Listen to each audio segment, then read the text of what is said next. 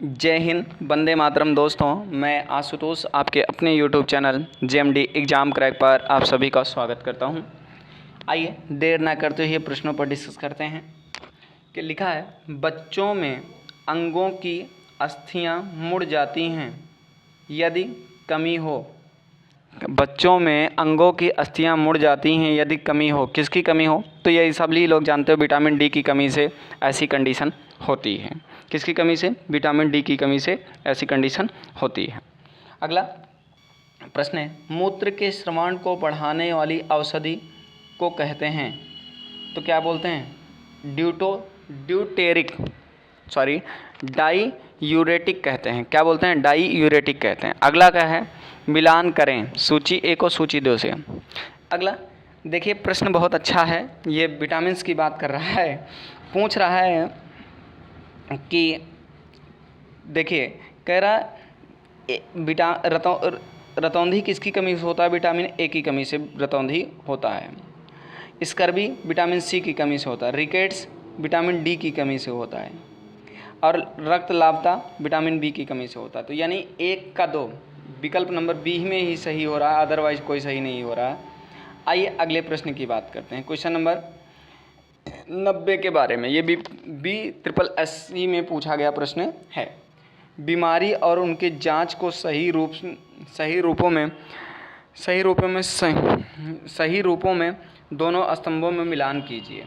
अगला प्रश्न आता है जो प्रश्न है, डायल टेस्ट किसके लिए है? तो डायल टेस्ट एड्स के लिए है। डायल टेस्ट किसके लिए है? तो ये डायल टेस्ट टाइफाइड के लिए है। डायल टेस्ट टाइफाइड के लिए। तो या तो ए सही होगा या तो कौन सही होगा? बी सही होगा। उम्मीद करते हैं मेरी बात अच्छे से क्लियर। डी सही होगा। अब अगला चेक करते हैं कौन सा सही होगा, तो ध्यान से समझिएगा। क्वेश्चन क्या कह रहा है? और डिक टेस्ट किसके लिए है? स्काइट के लिए है, यानी 5वां का पहला विकल्प सही हो जाएगा। उम्मीद करते हैं आप अच्छे से क्लियर हो रहे होंगे। एलिसा टेस्ट जानते ही एड्स के लिए होगा। 1 का 4, तो एक लास्ट का 4 यही में आ रहा है। इसका मतलब और कोई सिम तो हो ही नहीं सकता। चलिए अगले प्रश्न की बात करते हैं। क्वेश्चन नंबर 91 के बारे में कह रहा है, निम्नलिखित में से कौन सी बीमारी पानी द्वारा नहीं होती है? निम्नलिखित में से कौन सी बीमारी पानी द्वारा नहीं होती? तो ये फ्लू जो है पानी द्वारा नहीं होती। आइए अगले प्रश्न की बात करते हैं। क्वेश्चन नंबर 92 के बारे में और समझने का प्रयास करते हैं। कह रहा है, कौन सा प्रश्न है ध्यान दीजिएगा।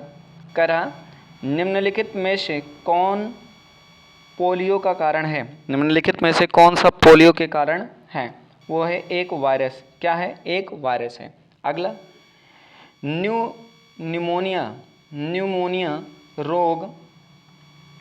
रोग मानव शरीर के किस अंग को ग्रसित करता है? न्यूमोनिया रोग मानव शरीर के किस अंग को ग्रसित करता है? तो वो करता है फेफड़े को। किसको करता है? फेफड़े को। अगला, मादा क्यूलेक्स मच्छर निम्नलिखित में से किस रोग को वाहक है? मादा क्यूलेक्स मच्छर निम्नलिखित में से किस रोग का वाहक है? तो वो किस रोग का वाहक है? तो इसका वाहक कौन सा है? बी है, फाइलेरिया का। अगला प्रश्न है, रक्त का थक्का बनने में इनमें से कौन सी अवयव मदद करता है? रक्त का थक्का बनने में इनमें से कौन सा अवयव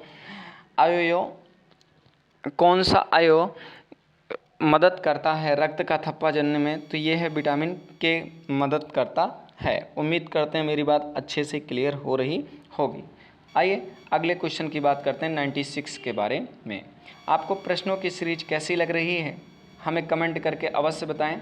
अगर आपको प्रश्नों की सीरीज अच्छी लग रही हो तो चैनल को लाइक, सब्सक्राइब और शेयर करना मत भूलिएगा। अगर आपको इसका PDF चाहिए हो तो JMD एग्ज़ाम क्रैक नाम से टेलीग्राम चैनल है, आप उसको ज्वाइन कर लें, जिससे आपको आसानी से इसका PDF मिल सके। आइए अगले प्रश्न की डिस्कस करते हैं देर ना करते हुए। प्रश्न है, ल्यूकेमिया एक प्रकार का कैंसर है जिसमें असाधारण बढ़ोतरी होती है। तो किसके कारण असाधारण बढ़ोतरी होती है? तो वो होती है किसके कारण? श्वेत रक्त कणिकाओं की संख्या में वृद्धि के कारण होती है। अगला प्रश्न है, मानव शरीर संरचना के संदर्भ में एंटीबॉडीज़ होती है। तो एंटीबॉडीज़ होती है तो ये होती है प्रोटीन्स के। अगला है पीलिया किसके संक्रमण के कारण होता है?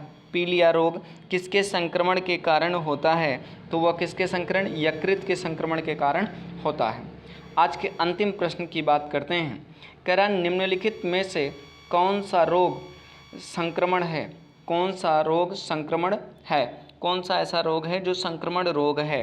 तो आप सभी लोग जानते हैं कौन सा रोग है जो संक्रमण रोग है, तो वह है डिप्थेरिया रोग। आपको प्रश्नों की सीरीज कैसी लगी हमें आप कमेंट करके अवश्य बताएं, जिससे हमें वीडियो बनाने के लिए प्रोत्साहन मिलता रहे। अगर ऐसा ही वीडियो चाहते हैं तो चैनल से अवश्य जुड़ें। मिलते हैं नेक्स्ट वीडियो में, तब तक के लिए जय हिंद, वंदे मातरम। दोस्तों अपना बहुत बहुत ख्याल रखिएगा।